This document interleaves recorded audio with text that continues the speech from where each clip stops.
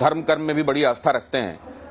ये जब खबर आपने सुनी कि तिरुपति के मंदिर में जो लड्डू बनते हैं उसमें पशुओं की चर्बी वाले लड्डू बन रहे थे, और ये आपके अलायंस के एक बड़े पार्टनर ने जो सीएम है वहां, उन्होंने ये बात कही, क्या लगा आपको?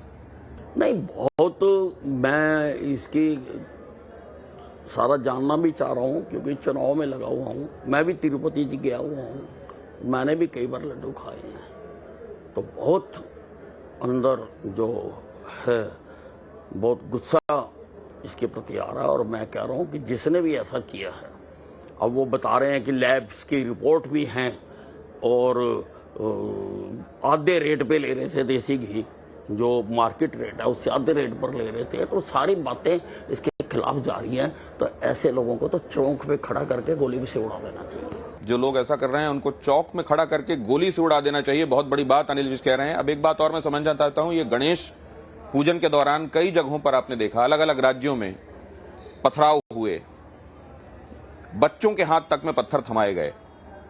कैसे देखते हैं आप इस सबको? देखिए, ये एक वर्ग है और जिनको कांग्रेस का छाते के नीचे है वो,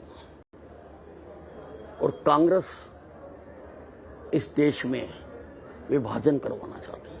क्यों हमें अलग अलग टुकड़ों में बांटा जा रहा है?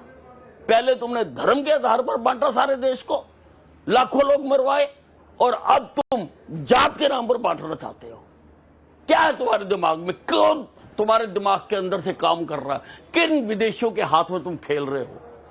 जनता ये जानना चाहती है। ये जो आप बात कह रहे हैं मोहब्बत की दुकान के संदर्भ में, डेमोक्रेसी में लीडर ऑफ ऑपोजिशन को लेकर आप ही के एक मंत्री रवनीत बिट्टू, उन्होंने जो बात कही, और कई दूसरे मंत्रियों ने, दूसरे नेताओं ने भी बात कही है, बाद में पार्टी अध्यक्ष आपके यहां से यह भी लिख देते हैं कि आप पहले यह काउंट कीजिए कि आप लोगों ने कितना यह किया है।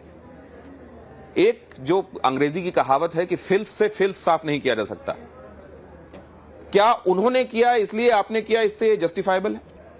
देखिए, इसका जवाब तो शायद उन्होंने दे दिया हुआ है बिट्टू जी ने। अब इसके बारे में मैं तो कुछ नहीं कह सकता, क्योंकि मुझे सारे उसका जानकारी नहीं है।